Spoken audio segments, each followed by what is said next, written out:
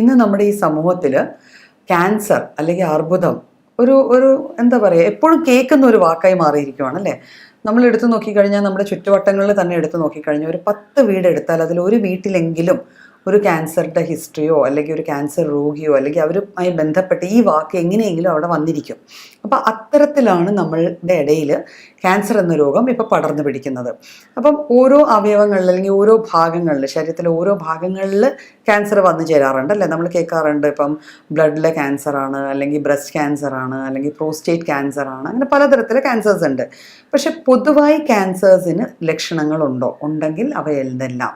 അപ്പോൾ നമുക്ക് അതൊന്ന് നോക്കാം. എന്ന് വെച്ചാൽ പലപ്പോഴും അറിവില്ലായ്മ കൊണ്ട് ക്യാൻസറിൻ്റെ ഏറ്റവും വലിയ പ്രത്യേകത എന്ന് വെച്ചാൽ പല ഭാഗങ്ങളിലെ ക്യാൻസേഴ്സ് നമ്മൾ ആദ്യഘട്ടത്തിൽ തന്നെ കണ്ടുപിടിച്ചാൽ അത് നമുക്ക് നല്ല രീതിയിൽ ചികിത്സിച്ച് മാറ്റി ആ ഒരു വ്യക്തിക്ക് ഏകദേശം നല്ലൊരു ക്വാളിറ്റി ഓഫ് ലൈഫോടെ ബാക്കി ശിഷ്ടകാലം ജീവിച്ച് തീർക്കാൻ പറ്റുന്നതാണ്. പക്ഷേ പലപ്പോഴും ഇത് മിസ്ഡയഗ്നോസ് ചെയ്യുകയോ അല്ലെങ്കിൽ ഇതിൻ്റെ ഡയഗ്നോസിസ് ഇത് കണ്ടുപിടിക്കാൻ നമ്മൾ വിട്ടുപോവുകയോ ചെയ്തു കഴിഞ്ഞാൽ പിന്നെ ഇത് ചികിത്സിച്ച് മാറ്റുക എന്ന് വെച്ചാൽ ഒരു ശരിക്കും ഇമ്പോസിബിൾ ആയിട്ടുള്ളൊരു കാര്യമായി മാറും.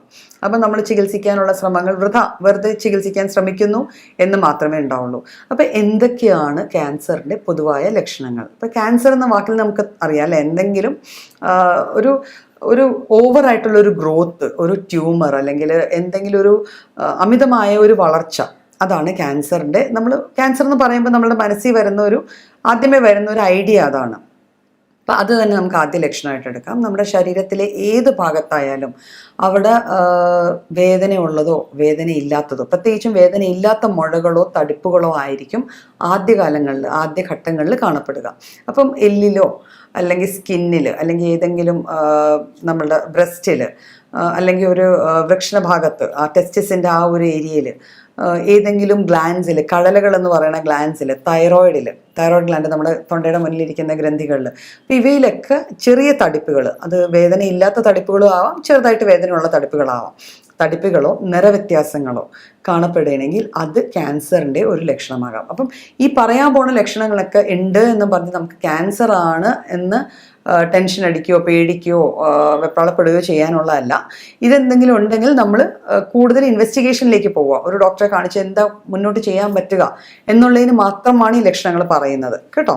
അപ്പോൾ ആദ്യത്തത് ഇത്തരത്തിലെ മുഴകളാവാം. പിന്നെ അകാരണമായ വിളർച്ചയോ ക്ഷീണമോ തളർച്ചയോ, ഉറക്കത്തിൽ വരുന്ന വ്യതിയാനങ്ങൾ. നമുക്ക് പ്രത്യേകിച്ച് ഒരു കാരണമില്ല, പക്ഷേ എനിക്ക് വല്ലാണ്ട് ക്ഷീണം തോന്നുന്നു, ഒരു തളർച്ച തോന്നുന്നു, എപ്പോഴും കിടക്കാൻ തോന്നുന്നു, ഉറക്കം വരുന്നു പക്ഷെ കിടന്നിട്ട് ഉറക്കം ശരിയാകുന്നില്ല. അപ്പോൾ ഇത്തരത്തിലുള്ളൊരവസ്ഥകൾ വന്നു ചേർന്നാലും അത് ക്യാൻസറിൻ്റെ ഒരു ലക്ഷണം ആകണമെന്ന് നിർബന്ധമല്ല. ഞാൻ നേരത്തെ പറഞ്ഞ പോലെ തന്നെ അങ്ങനെ ഒരു ലക്ഷണമായി മാറാം. പിന്നെ അകാരണമായ ഒരു ഉത്കണ്ഠ, ആങ്സൈറ്റി. നമ്മുടെ ശരീരം എപ്പോഴും നമ്മുടെ ശരീരത്തിൽ ഉണ്ടാവുന്ന മാറ്റങ്ങളുടെ ഒരു സൈൻ അല്ലെങ്കിൽ ഒരു ലക്ഷണം, ഒരു വാർണിംഗ് സൈൻ നമുക്ക് തരാറുണ്ട്. അപ്പോൾ ചിലപ്പോൾ നമുക്ക് ഉള്ളിൽ തന്നെ ഒരു ഉത്കണ്ഠ, ഒരു ആങ്സൈറ്റി, ഒരു ടെൻഷൻ, ഉറങ്ങാൻ കിടന്നാൽ വേണ്ടാത്ത ചിന്തകൾ വരിക, ഇതാണോ അങ്ങനെയാണോ, എന്തുകൊണ്ട് ഇങ്ങനെ വരുന്നു, അകാരണമായ ഒരു ആങ്സൈറ്റി അല്ലെങ്കിൽ ഉത്കണ്ഠ. അപ്പോൾ ഇതിൻ്റെ കൂട്ടത്തിൽ തന്നെ നമുക്ക് വന്നു ചേരാവുന്ന, അപ്പോൾ ഈ ലക്ഷണങ്ങളുടെ കൂട്ടത്തിൽ തന്നെ അകാരണമായ ആങ്സൈറ്റിയും നമുക്ക് കൂടെ ചേർക്കാവുന്നതാണ്. പിന്നെ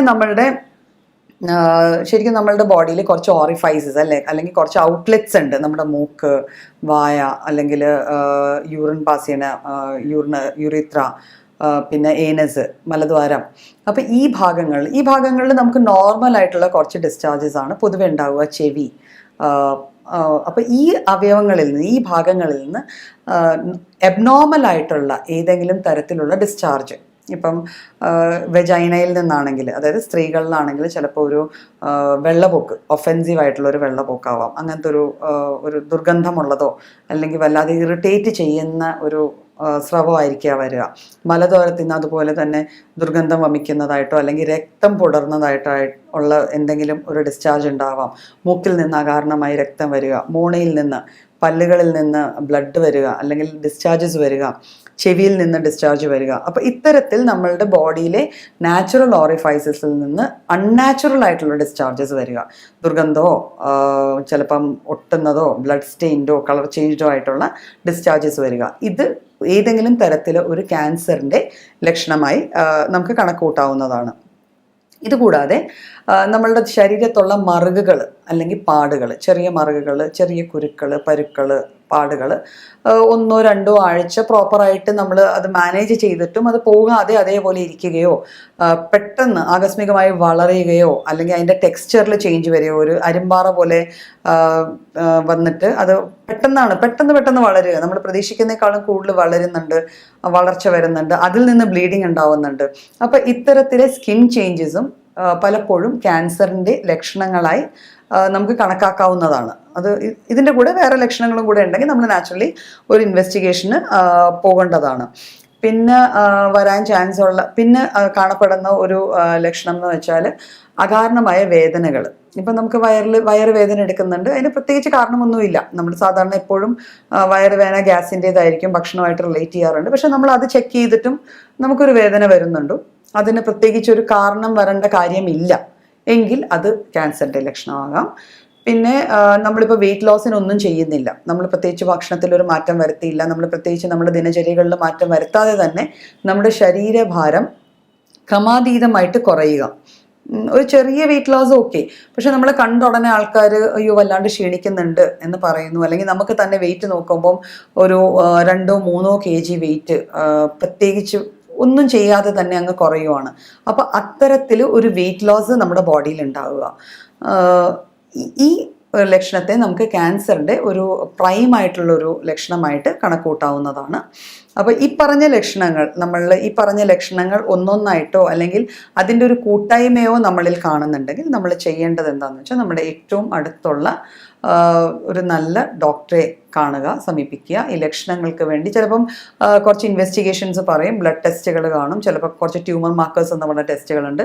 ഈ ടെസ്റ്റുകളൊക്കെ ചെയ്തിട്ട് ഇത് ക്യാൻസർ ആണോ അല്ലയോ എന്ന് നമുക്കറിയാൻ പറ്റും. പക്ഷെ എപ്പോഴും നമ്മൾ ഈ ലക്ഷണങ്ങൾ കണ്ടാൽ ഇൻവെസ്റ്റിഗേഷൻസിന് പോകാതെ ഇരിക്കുന്നതാണ് ഏറ്റവും വലിയ മണ്ടത്തരം. എന്ന് വെച്ചാൽ എപ്പോഴും ഇൻവെസ്റ്റിഗേറ്റ് ചെയ്ത് ഏത് സ്റ്റേജിലാണ് അസുഖം എന്ന് അറിഞ്ഞു കഴിഞ്ഞാൽ നമുക്കതിപ്പോൾ ക്യാൻസർ അല്ലാത്ത പക്ഷം പോലും അത് എത്രയും പെട്ടെന്ന് ചികിത്സിച്ച് മാറ്റാവുന്നതാണ്.